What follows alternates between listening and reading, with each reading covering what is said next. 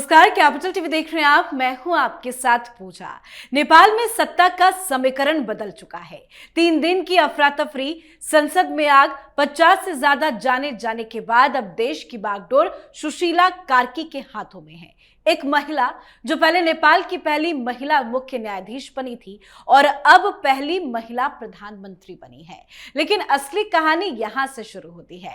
कार्की का भारत से गहरा रिश्ता है। बीएचयू में पढ़ाई, गंगा किनारे के किस्से, बनारस की गलियां और पीएम मोदी की भी तारीफ। अपने ताजा बयान में कार्की ने खुद कहा है कि भारत हमारे लिए भाई बहन जैसा है। तो कार्की के स्वभाव पर काफी सवाल अब खड़े हो रहे हैं। हालांकि पीएम मोदी ने भी कार्की को पीएम बनने पर बधाई दी। साथ ही मणिपुर से खड़े होकर नरेंद्र मोदी ने संदेश दिया कि नेपाल में शांति, स्थिरता और समृद्धि का रास्ता अब खुलेगा।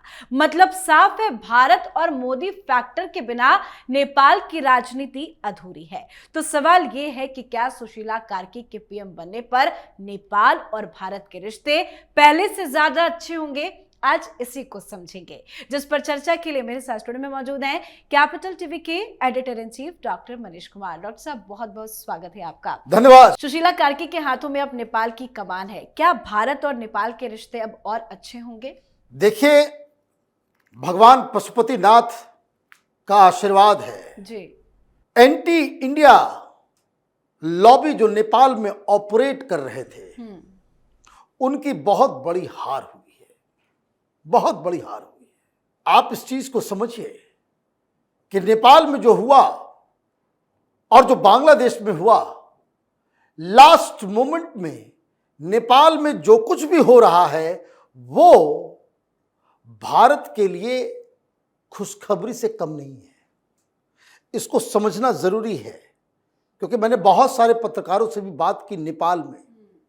मैंने जब तस्वीरें देखी कि लोग पशुपतिनाथ मंदिर के अंदर वहां तोड़फोड़ करने के लिए, आगजनी करने के लिए इतनी हिमाकत कैसे पैदा कर लिया इन लोगों ने। वो तो पूरे नेपाल के स्वामी हैं, विश्व भर के हिंदुओं के वो भगवान हैं। उस मंदिर में तोड़ फोड़ करने की हिमाकत कौन कर सकता है? बताया गया कि माओवादी थे। मतलब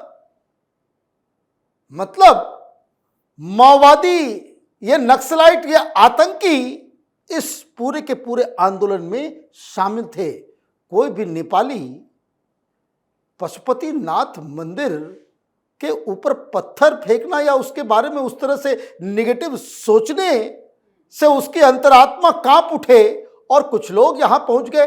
इन्होंने, वहां के लोगों ने बताया कि वो तो सिर्फ और सिर्फ माओवादी ये काम कर सकते हैं। तो क्या हो गया भाई? माओवादी यहां कैसे आ गए? क्या चल रहा है? तो इसको जो पिछले 1 सप्ताह में हुआ है उसको एक अलग नजरिए से देखना जरूरी है, ताकि आपको यह बात समझ में आए कि कैसे हिंदुस्तान के खिलाफ एक माहौल पैदा करने की कोशिश की गई और वो फेल हो गया। इसलिए मैं कह रहा हूं, हिंदुस्तान के ऊपर भोलेनाथ की विशेष कृपा है और इसलिए वहां जो चीजें हो रही, और इसलिए प्रधानमंत्री मोदी ने बहुत अच्छे तरीके से नेपाल के बारे में संदेश दिया।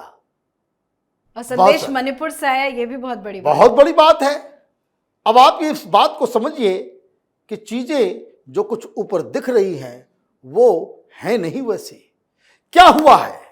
नेपाल में अचानक से आग सुलगा, उसकी वजह क्या है? देखिए, कोई सोशल मीडिया एप्स के ऊपर बैन लगने से लोग बाहर आ गए, ये बेकार की बातें हैं। अंदर ज्वाला भड़क रही थी समाज के अंदर। जी। समाज के अंदर ज्वाला भड़क रही थी और ये जेनजी के कैपेसिटी, उनकी हैसियत के बाहर है कि आप इतने बड़े इलाके में इस तरह, आप काठमांडू में कर सकते हैं, तराई इलाके में इस तरह का आंदोलन हो जाना ये अचानक से नहीं हो सकता। ये एक वेल ऑर्गेनाइज्ड प्री प्लान तरीके से किया गया ऑपरेशन था और इसमें श्योर शॉट ये American agents of regime change उसका इम्प्रिंट मिल रहा है, सबूत मिल रहे हैं, ये तो बिल्कुल साफ है। लेकिन जनता कैसे भड़क रही थी? जनता इसलिए भड़की हुई थी क्योंकि आपने तो हिंदू राष्ट्र खत्म करवा दिया, मोनार्की को खत्म कर दिया, जो लेजिटिमेट जो लोगों, भाई देखिए सरकार कैसे चलती है, सरकार वो लेजिटिमेसी के आधार पर चलती है। सरकार को आप मानेंगे तो सरकार है, देश को आप मानेंगे तो देश है, कोर्ट को आप मानेंगे तो न्याय है। ये विश्वास ही खत्म हो जाएगा तो फिर न देश रहेगा, न संविधान रहेगा, कुछ नहीं रहेगा। तो नेपाल में क्या हुआ? नेपाल में यही माओवादी, वामपंथी, इन लोगों ने झूठा छलावा देकर के, बंदूक की नोक पे हिंसा भड़का करके आप सत्ता में आए। 14 साल में 13 गवर्नमेंट और 14 प्राइम मिनिस्टर बन गए, मतलब इनस्टेबिलिटी। जब तक 2014 से प्रधानमंत्री मोदी हैं यहां हिंदुस्तान में, वहां 9 प्राइम मिनिस्टर आए और गए। इनस्टेबिलिटी। बहुत सारे लोग, हम लोग कमेंट्री करते हैं, बार बार इस बात को कहते हैं, ये इंडी गठबंधन, ये इंडी गठबंधन वालों ये अनस्टेबल कर देंगे। हिंदुस्तान कब सबसे कमजोर था? वो 90s में, कि 10 साल के अंदर जो है कितने सारे प्राइम मिनिस्टर आ गए, वीपी सिंह आ गए, तो चंद्रशेखर जी आ गए, नरसिम्हा राव आ गए, वो तो 5 साल चला लिए, लेकिन फिर कोई आके गुजराल आ गए, कोई देवगौड़ा आ गए, अटल बिहारी वाजपेयी आ गए। आप देखिए मौसम की तरह प्रधानमंत्री बदलेंगे तो वहां स्टेबिलिटी नहीं आएगी, वो कोलाहल समाज में पैदा होगा ही। अब आगे बढ़ते हैं। 8 लाख लोग जो है वहां से निकलते हैं हर साल अच्छी नौकरी की तलाश में। नौकरी नहीं है, इकोनॉमिक डेवलपमेंट नहीं है। क्यों नहीं है? वो इसलिए है कि जो पॉलिटिकल क्लास है वहां चोरों का क्लास है। वो सारे चोर डकैत जो है वहां पे वो बने हुए हैं प्राइम मिनिस्टर और पता नहीं क्या क्या। ये प्रचंड बाबू, ये तो वामपंथी थे। ये जो मैं कह रहा हूं कि पशुपतिनाथ मंदिर के अंदर ये वामपंथी घुसे, वो क्यों घुसे? क्योंकि वो भी डिसइल्यूजन्ड हो गए। इनकी पार्टी की सरकार, यही वामपंथियों की सरकार, ये लोग चाइना के चमचे बन गए, सेल आउट हो गए। ये लोगों ने राजनीति को पैसा कमाने का, विदेश में धन अर्जित करने का एक जरिया बना डाला। तो उस वजह से प्रोटेस्ट हुआ, तो ये भीड़ आग जो है लग गई। एक और बड़ी वजह है, मैं उस कारण पे आऊंगा, और जिसकी वजह से चीजें भारत के फेवर में गई, उसके ऊपर मैं आऊंगा। लेकिन इस आंदोलन में एक बड़ी घटना घटी, और क्यों है अमेरिकन इम्प्रिंट, ये भी समझ लीजिए। एक शख्स का नाम है रवि लिमछाने। रवि लिमछाने ये डिप्टी प्राइम मिनिस्टर थे और होम मिनिस्टर थे। ये लिमछाने साहब जो है वो डिप्टी पीएम और होम मिनिस्टर रहे, है ना? कितना पावरफुल आदमी। ये जेल में था करप्शन के केस में। ये ओली साहब ने डाल दिया था। क्यों डाल दिया था? क्योंकि वो अमेरिकन एजेंट था, अमेरिका का स्टूज था। तो चाइना वर्सेस अमेरिका, इस दोनों की लड़ाई, और उसमें पिस गया नेपाल। हिंदुस्तान इन सब चीजों में नहीं पड़ता।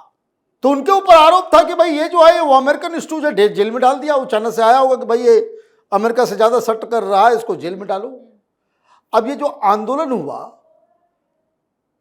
तो जिस जेल में उनको रखा गया था, नाखू प्रिजन, ये ललितपुर डिस्ट्रिक्ट के अंदर, आपने सुना जेल ब्रेक किया गया, इनको उठा ले गए लोग, ये बाहर आ गए। तो इसका मतलब क्या है? इसका मतलब तो ये है कि जिन लोगों ने ये सब प्लान किया उसके लिस्ट में ये सारी चीजें थी। दूसरा, ये बालेंद्र शाह, बालन शाह जिसका नाम सुन रहे थे कि ये बनेगा, ये कौन है? ये एंटी इंडिया प्रोपेगेंडिस्ट है जी जी। और अमेरिका का स्टूज है। अमेरिका का स्टूज है, अमेरिकन इसके ऊपर ही है। और ये जो है अखंड नेपाल लेकर के चलता है अपने ऑफिस में, जिसमें उत्तराखंड भी उसका है, उसमें यूपी का कुछ इलाका उसका, बिहार का भी कुछ इलाका उसका, हिमाचल प्रदेश को भी नेपाल बता रहा है। ये इस तरह का व्यक्ति जो मेयर ऑफ काठमांडू बालेंद्र शाह, अब आप समझिए कि ये बन गया होता, ये 3 नाम है जो चल रहे थे प्राइम मिनिस्टर का। अब ये आदमी बन गया होता और वो अखंड नेपाल लेकर के चलता, हिमाचल प्रदेश, उत्तराखंड, बिहार और यूपी, है ना, वो सारी चीजों को वो नेपाल बताता, सिक्किम भी कि सब नेपाल है। तो आप समझिए हिंदुस्तान के लिए अच्छा होता या खराब होता? एक और शख्स, इसका नाम है हरका संपांग, ये मेयर ऑफ धरान है। एक और, ये सब तीनों के तीनों क्या हैं? ये American stooge, American agent, America के द्वारा। लोग कहां से इकट्ठा हो रहे थे? आप इस चीज को, लोग पूछते भाई क्या सबूत है, कैसे क्या है? आपको मालूम है जो नेपाल के अंदर क्रिश्चियनिटी बहुत तेजी से बढ़ रहा है, और खास करके जब से वहां भूकंप आया तो वो क्रिश्चियन मिशनरी लोग पहुंच गए, जीसस क्राइस्ट के नाम पे जो है मदद देते हैं, घर बनवाते हैं, बोलते बस क्रॉस लटकाओ। तो कन्वर्जन बहुत ज्यादा हो रहा है, हिंदुस्तान में भी हो रहा है। ये केजरीवाल जब से वहां सरकार बनाया पंजाब में, बताइए कितना सिखों का कन्वर्जन हो रहा है, ईसाई बन रहे हैं लोग। क्यों? माल। तो वहां ये सब कुछ हो रहा था। और ये सब कौन है?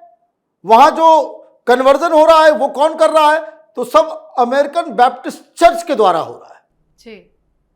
तो आप समझे कि कैसे अमेरिका घुसा हुआ है वहां। क्यों घुसा? क्योंकि चीन वहां बहुत ज्यादा हस्तक्षेप में था।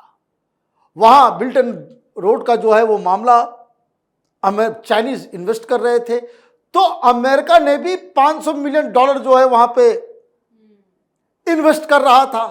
तो ये सारी चीजें एक साथ वहां अमेरिका और चाइना की लड़ाई चल रही थी। और सबसे बड़ी चीज जो हमने बताया कि वहां पे जो सोशल मीडिया कैसे ऑपरेट होता है, कि जो सोशल मीडिया, ये रैपर जो है वो अचानक से वो इतना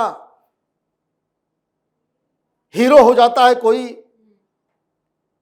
तो जो लोग जानकार हैं वो ये बता रहे हैं कि ये फेसबुक वाले, ये तमाम सोशल मीडिया प्लेटफॉर्म्स कैसे समाज में आग लगाने के लिए सबसे पोटेंट वेपन बन गए हैं। वो इस तरीके से है कि जो भड़काऊ चीजें हैं जिससे लोग भड़केंगे, वो कोई आदमी डाल रहा है, मालूम चल रहा है 50 भी फॉलोअर उसके पास नहीं है, लेकिन वो CIA रिजीम चेंज वाले एजेंट्स के फॉर्मूले में वो फिट बैठ रहा है। तो मालूम चलता है कि उसको जो है अपने आप इन प्लेटफॉर्म्स पे उसको प्रेफरेंस दिया जाता है, एल्गोरिदम के जरिए उसको जो है हर जगह पहुंचा दो तो लोग भड़केंगे। तो ये काम हुआ है, ये काम हुआ है। तो अब वहां सारी चीजें हो गई। अब सत्ता परिवर्तन, कौन चेहरा बनेगा? आर्मी ने कमांड लिया, आर्मी डट गई, वहां राष्ट्रपति भी डट गए, और उसके बाद सुशीला कार्की का नाम वो फाइनल होता है। और आपने इंट्रोडक्शन में बताया कि भाई हिंदुस्तान, ये अभी पिछले कुछ सालों में जितने भी प्रधानमंत्री बने हैं उसमें सबसे ज्यादा प्रो इंडिया ये सुशीला कार्की। हालांकि बहुत डिफिकल्ट होगा, जिस तरीके से वहां पे वामपंथी अमेरिकन चाइनीज एजेंट्स हिंदुस्तान के खिलाफ माहौल बनाते हैं। जैसे ओली भागते भागते चाइना भाग गया, लेकिन भागते भागते उसने वही इंडिया को, कि इंडिया ने करवा दिया। भाई इंडिया को करवाने की कोई ज़रूरत ही नहीं है, इंडिया को ज़्यादा कुछ करने की आवश्यकता नहीं पड़ेगी। अगर आपको डिस्टेबलाइज करना होगा ना, जैसे बांग्लादेशियों को भगा रहे हैं ना हम लोग, बांग्लादेशियों को भगाया जा रहा है ना, वो नेपालियों को भगाया जाएगा, तुम्हारे पास जगह नहीं होगी रखने की उनको, वो अलग प्रॉब्लम में फंस जाओगे। तो ये सारी चीज़ें हो रही है। तो मुझे लग रहा है कि जिन लोगों ने इस सारी चीज़ों को अंजाम दिया, उसमें एक जो मैंने कहा कि भारत के लिए, हिंदुओं के लिए एक खुशखबरी है, क्योंकि इस आंदोलन से पहले मार्च में नेपाल को फिर से हिंदू राष्ट्र बनाना, राजशाही को वापस लाने का इससे भी बड़ा एक मूवमेंट हुआ, लेकिन इसको दबा दिया गया था। अब जो बताया जा रहा है कि तराई के क्षेत्र में ये जो रिजीम चेंज को लेकर के जो बवाल मचा, उसमें कुछ लोग ये कह रहे हैं कि वो लोग भी शामिल थे जो नेपाल को हिंदू राष्ट्र बनाना चाहते हैं। तो अभी 1-2 सप्ताह इंतजार करना होगा।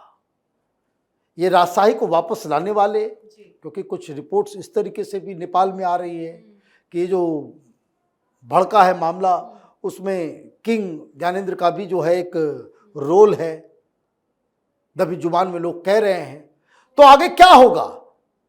सुशीला कार्की को हिंदुस्तान का एक सपोर्ट मिला हुआ है, तो it is going to be an stabilising force.